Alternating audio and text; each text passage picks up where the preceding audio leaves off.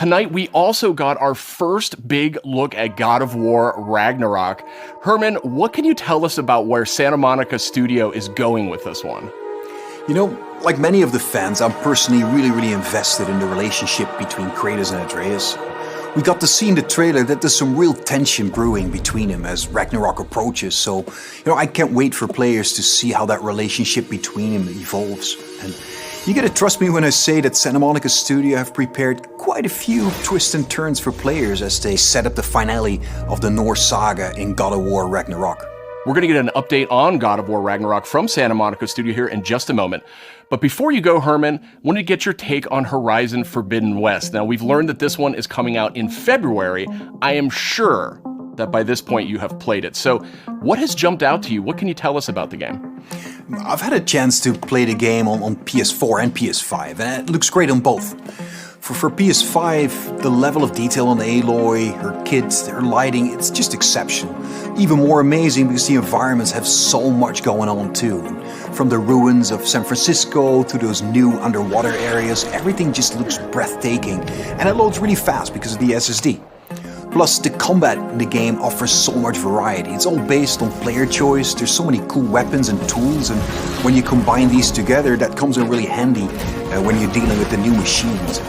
On PS5, the haptic feedback on the controller, I think in my mind really adds to the experience, when you're firing arrows and the other ammo. The team at Guerrilla, I know them so well. I'm super proud of them. They're creating something incredibly special, and I just can't wait for gamers to get the next chapter of Aloy's adventure in their hands. Thanks for the update, Herman. We're joined now by Eric and Corey from Santa Monica Studio. And I wanted to check in with you two on the big announce we saw just a few minutes ago, God of War Ragnarok. We finally got our first big look at it. And actually, Eric, I wanted to start with you. You've been involved with every single God of War, including 2018's God of War. Is that correct? Yeah, that's correct, Sid. I've been with the studio since 2004 in many different capacities, working with both Santa Monica and Ready at Dawn on the God of War franchise. And I don't know why, but they thought it'd be a good idea to say, hey, do you want to direct this one? And so that's what I'm doing. I'm directing God of War Ragnarok, or as Corey likes to call it, never heard of it. So that's the update on that. So Eric, why the shift in leadership on God of War Ragnarok? It's always been a tradition here at Santa Monica to change the directors across the games. We've had really good success with that. Corey's been the only repeat director, and rightfully so. He's pretty damn good at what he does. So that's kind of what it is. The important thing for us is to be able to kind of get a fresh perspective each time, but also, a fresh pair of legs in the sense that you're really exhausted at the end of finishing one of these things.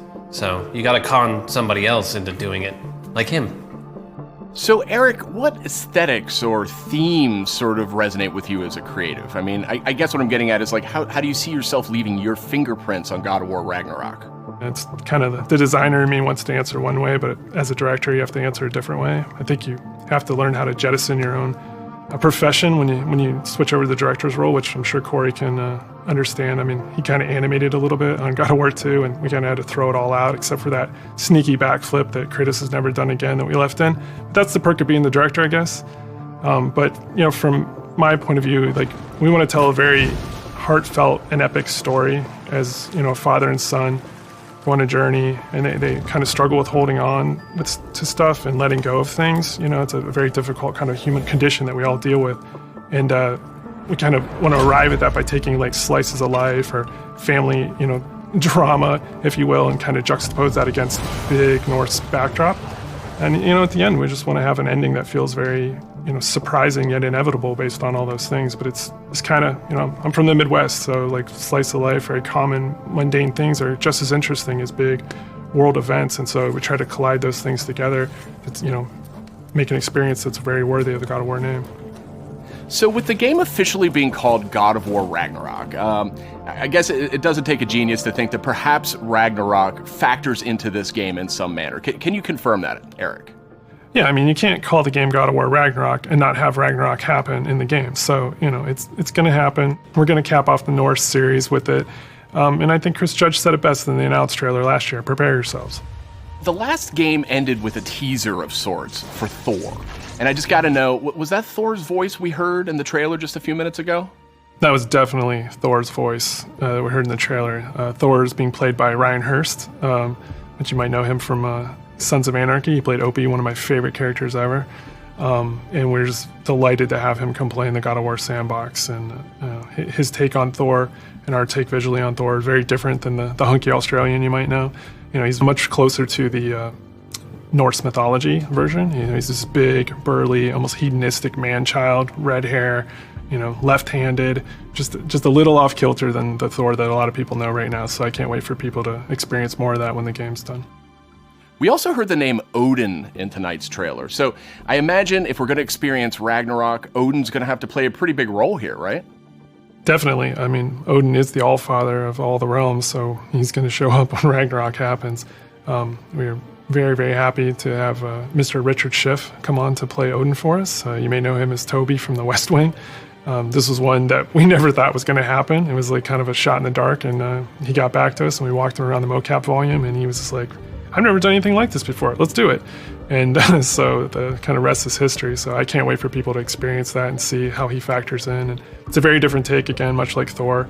He's like a old man who's just kind of busy with his own things and doing whatever he wants. And he doesn't live in a castle or anything like that. So it's again, a different take, kind of what we do. We just take what's known and curveball it a little bit and, make it special. We also saw a couple of new characters tonight. So what can you tell us about them? Are you talking about the little squid? Oh no, you're talking about Tyr, the big guy. Yeah, he's the Norse god of war. And Kratos and Atreus have finally found him. We talked a lot about him in 2018, so we were like, well, we might as well show him to the people. And then the last character we saw at the trailer, like with the little wink and smile from Angrboda, she's one of the last remaining giants, and her story is pretty amazing and how it fits into the world of God of War. Tyr is being played by Ben Prendergast, who's been completely absorbed in the role, even though he is not a giant as Tyr is. And then Angrboda is being played by Leia de Leon Hayes, who's a complete treasure on set. She's been amazing. Watching her chemistry with the other characters has been amazing, and she's one of the last giants that's living. So we have those characters and a few more. And, there's a lot of different monsters you saw in there. And there's been so many talented people at the studio building this trailer and putting it together. I just want to give a shout out to the team. I love you guys. I wish you could be here doing this interview with me. I wish you were all behind me right now at the studio. That would have been completely amazing. And, lastly, to our fans, we have a saying at the studio that we are fans of our fans. And I cannot wait to watch all the tweets, the messages, the reaction videos that you guys put out, and our team to be able to take that into heart and just get excited and hyped, and then use that to push us through to finish the game for you guys. So thank you very much. Now, Corey, we haven't heard a whole lot out of you here tonight. So now that we know you're not directing God of War Ragnarok, I was hoping maybe you could give us a little clue about what you may or may not be working on next. Oh, you'd like that, wouldn't you? You'd like me to just spill the beans and tell you everything that's going on right now. We're actually doing a bunch of stuff. It's really exciting, all the things that we're doing, and you're tempted to know what is this, but I don't really have anything I can talk about right now specifically, mostly because we're really focused on God of War Ragnarok, that I am incredibly excited that I finally understand that that's what everyone was saying, God of War Ragnarok. I was way off. I was thinking it was something else that they were talking about.